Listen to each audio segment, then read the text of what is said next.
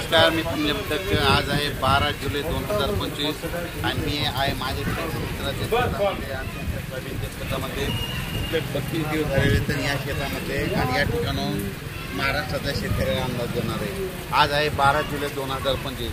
आणखीन तुम्हाला एक सांगतो की राज्यामध्ये 13 जुलै आणि 14 जुलैच्या दरम्यान राज्यामध्ये तुम्हाला सांगायचं जिल्हा, बीड जिल्हा, नगर जिल्हा, परभणी जिल्हा, जालना जिल्हा, संभाजीनगर, त्याच्यानंतर नांदेड जिल्हा या भागामध्ये विखुरलेल्या स्वरूपाचा म्हणजे 13, 14, 15च्या दरम्यान भाग बदलत पाऊस येणार आहे. सर्वदूर नाही पडणार, पण भाग बदलत 13, 14च्या दरम्यान पाऊस येणार आहे म्हणून हा अंदाज लक्षात येतात.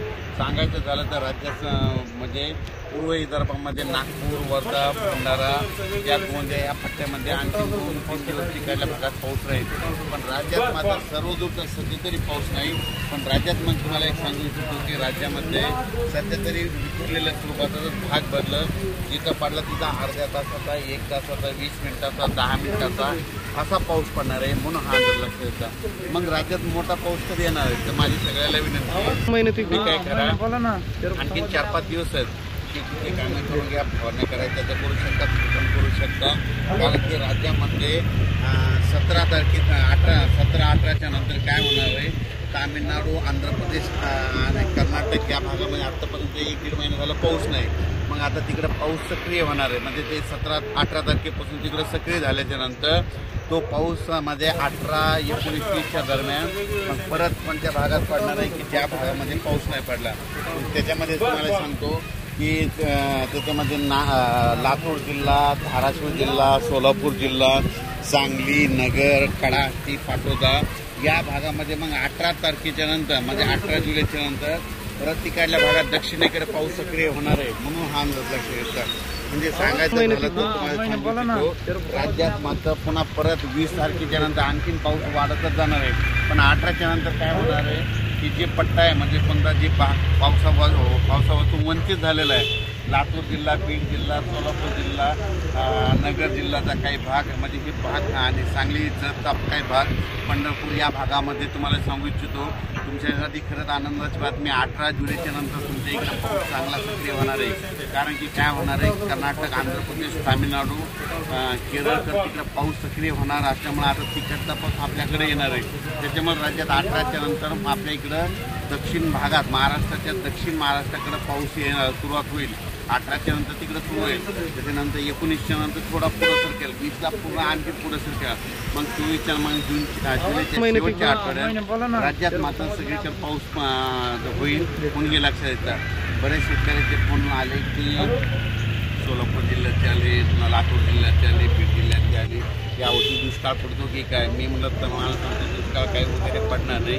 काय असतं राज्यामध्ये समजा पूर्व विदर्भाकडे जर पाऊस सुरू असला तर इकडला भाग काय करतं वंचित असतो म्हणून हे तुम्हाला एक सांगतो.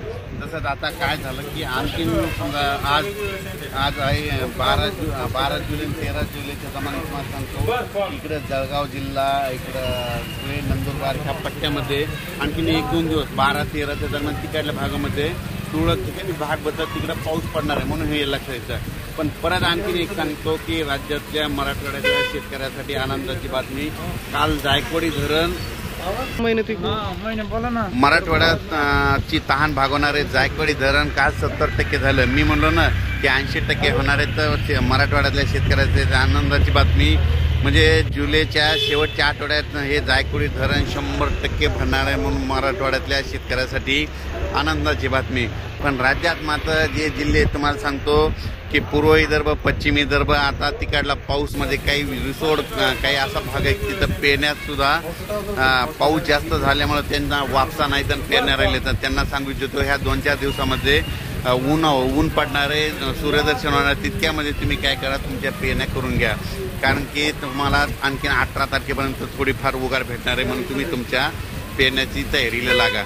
त्याच्यानंतर राज्यामध्ये सांगायचं झालं तर जे वंचित जिल्हे आहेत म्हणजे पावसावरून बीड जिल्हा, लातूर जिल्हा, सोलापूर जिल्हा, धाराशिव जिल्हा, नगर जिल्ह्याचा काही भाग तसेच कडाहट्टी ह्या भागामध्ये पाऊस पडलेला नाही.